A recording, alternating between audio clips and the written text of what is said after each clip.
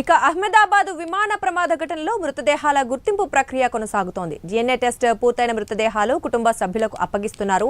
ఇప్పటివరకు 200 మంది DNA samples సేకరించారు వైద్యులు. బాధితుల కుటుంబాల కోసం ఎయిర్ ఇండియా ప్రత్యేక సహాయ కేంద్రాలు ఏర్పాటు చేసింది.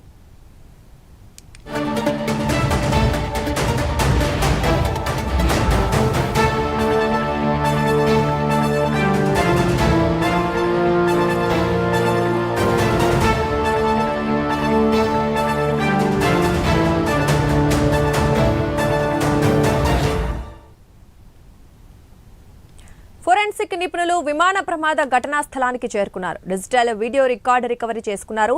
గుజరాత్ ఏటీఎస్ విమాన శకలాల నుంచి డీవీఆర్ సేకరించారు. బ్లాక్ బాక్స్ కోసం గుజరాత్ ఏటీఎస్ వెతుకుతున్నారు. బ్లాక్ బాక్స్ దొరికితే ప్రమాద కారణాలు తెలిసే అవకాశం ఉంది. ఇదే విషయానికి సంబంధించి మరింత సమాచారం మా ఇన్పుట్ ఎడిటర్ రాజేంద్ర అందిస్తారు. రాజేందర్, చెప్పండి. దుర్గా, ఏదైతే నిన్న గుజరాత్లో అహ్మదానగర్లో జరిగిన ప్రమాదంలో ఇప్పటికే దర్యాప్తు సంస్థలు వేగంగా దర్యాప్తు చేసామని చెప్పవచ్చు. ఇప్పటికే ఆ ప్రాంతానికి గుజరాత్ ఏటీఎస్ చేరుకున్నది. వారు ఆ ప్రమాదం జరిగిన ప్రాంతాన్ని మొత్తం కూడా స్వాధీనం చేసుకున్న తర్వాత అక్కడ జరిగిన ప్రమాదం కారణాలు వెతికే పనిలో ఉన్నారు. ఇప్పటివరకు మనకు అందిన సమాచారం ప్రకారం అక్కడ ఏదైతే క్లాష్ అయిందో ఈ విమాన ప్రమాద ఘటనలో డిజిటల్ వీడియో రికార్డుని సేకరించారు. దాంట్లో ఏ ఆధారాలు ఉన్నాయని ఆ వీడియో రికార్డ్ ప్రకారమే వారు దర్యాప్తు ముమ్మరం చేసే అవకాశం ఉంటే మనకు తెలుస్తుంది. మరోవైపు ఏదైతే విమాన శకలాలు ఉన్నాయో ఆ శకలాల నుంచి డీవీఆర్ కూడా ఇప్పటికే అధికారులు సేకరించారు. అంటే గుజరాత్ ఏటీఎస్ అధికారులు మొత్తం కూడా డిజిటల్ వీడియో రికార్డ్తో పాటు ఆ శకలాల నుంచి డీవీఆర్ కూడా సేకరించారు. ఇది చాలా కీలకంగా మారబోతుంది దర్యాప్తు కానీ మనం చెప్పవచ్చు. మరోవైపు ఏదైతే బ్లాక్ బాక్స్ ఉందో ఆ బ్లాక్ బాక్స్ అనేది ఇప్పుడు ఈ ప్రమాదంలో చాలా కీలకంగా మారింది. అంటే ఏ విమానంలో అయినా కానీ బ్లాక్ బాక్స్ అనేది ఖచ్చితంగా ఉంటుంది. ఆ బ్లాక్ బాక్స్లో ఎయిర్పోర్ట్ నుంచి విమానం టేక్ ఆఫ్ అయిన నుంచి ల్యాండ్ అయ్యే వరకు మొత్తం కూడా రికార్డు అవుతున్న నేపథ్యంలో ఈ బ్లాక్ బాక్స్ అనేది చాలా కీలకంగా మారింది. అంటే పైలట్లు మేడే నుంచి ఏమేదో సంభాషించారనే అంశం ఇక్కడ కీలకంగా ఉండబోతుంది. అంటే డీవీఆర్తో పాటు బ్లాక్ బాక్స్, అదేవిధంగా ఏదైతే డిజిటల్ వీడియో రికార్డ్, ఈ 3 అంశాలు కూడా ప్రధానంగా ఆ దర్యాప్తు కీలక దశ వేసేందుకు కూడా మారబోతున్నామని చెప్పవచ్చు.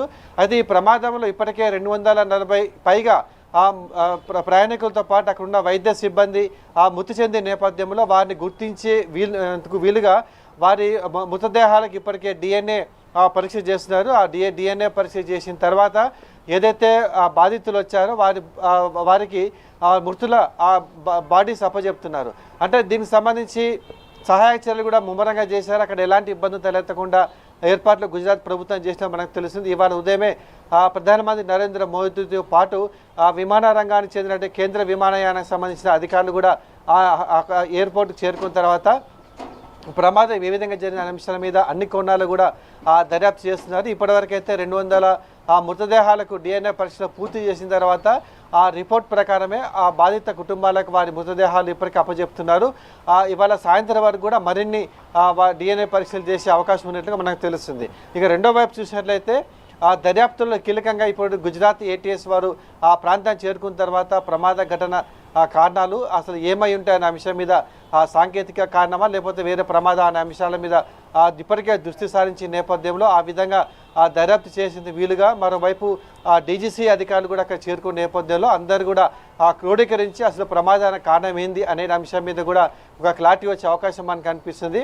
ఇక బ్లాక్ బాక్స్ దొరికినట్లయితే ఈ బ్లాక్ బాక్స్లో రికార్డ్ అయిన సంభాషణ మొత్తం కూడా విన్న తర్వాతనే ఒక స్పష్టత వచ్చే అవకాశం ఉన్నట్లు కూడా మనకు తెలుస్తుంది. అంటే ఇవాళ సాయంత్రం వరకు ఏదైతే ప్రమాదంలో నిన్న విమాన ప్రమాదంలో మృతి చెందిన వారందరూ కూడా వారి డెడ్ బాడీలను వాళ్ళ కుటుంబ సభ్యులకు అప్పగించే అవకాశం ఉన్నట్లు కూడా మనకు తెలుస్తుంది. Durga, right, thank you Rajender.